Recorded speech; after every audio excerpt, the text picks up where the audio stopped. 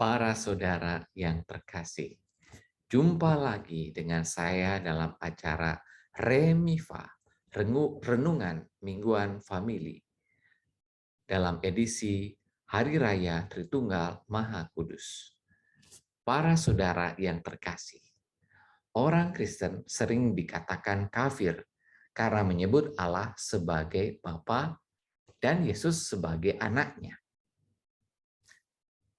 Kita juga sering dikatakan musyrik karena Allah yang tunggal ditigakan, Bapa, Putra, dan Roh Kudus. Bagaimana kita menjelaskan tentang iman kita ini?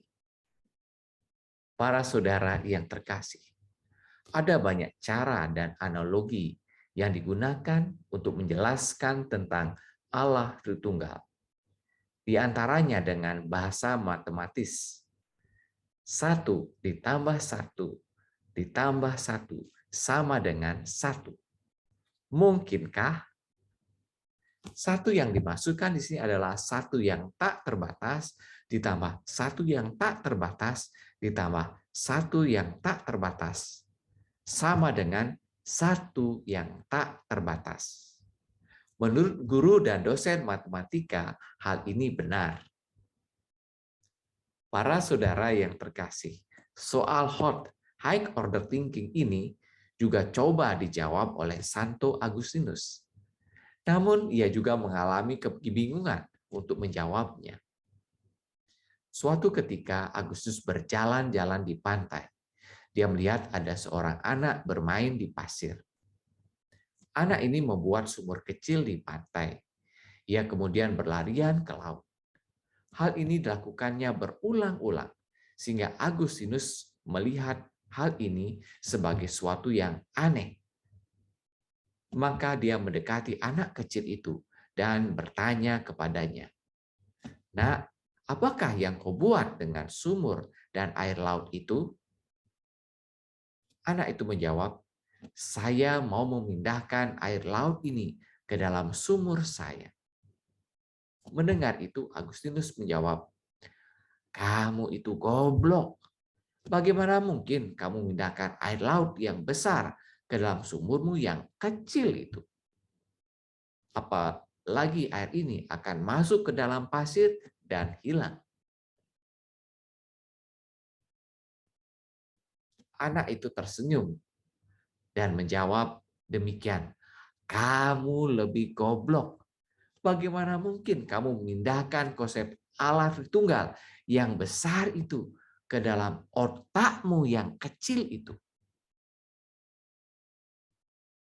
Anak kecil itu tiba-tiba menghilang. Ternyata dia adalah seorang malaikat.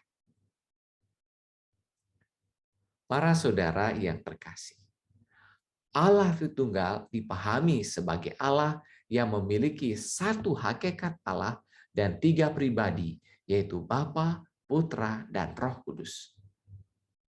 Bapa sebagai pencipta segala sesuatu, sebagaimana yang kita dengar dalam bacaan pertama.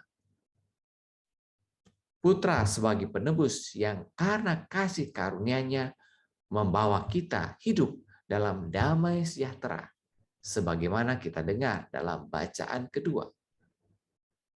Dan Roh Kudus sebagai penolong yang akan menuntut kita pada kebenaran, sebagaimana kita dengar dalam bacaan Injil tadi.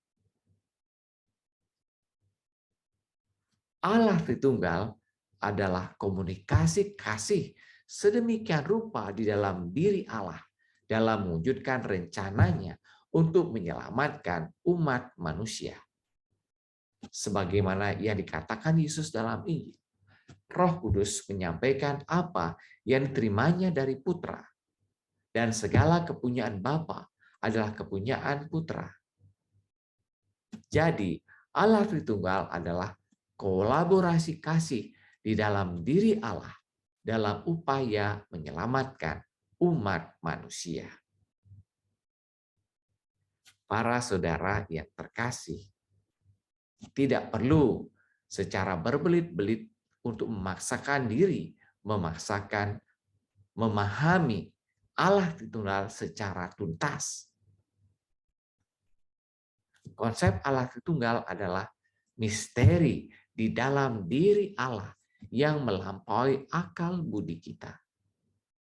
Semakin misteri justru membuat kita semakin beriman. Yang terpenting, kita dapat belajar dari hidup dari konsep Allah Tritunggal. Allah saja yang maha sempurna bekerja sama dalam dirinya sendiri, apalagi kita. Kita yang tak sempurna perlu bekerja sama dan berkolaborasi atas dasar cinta kasih.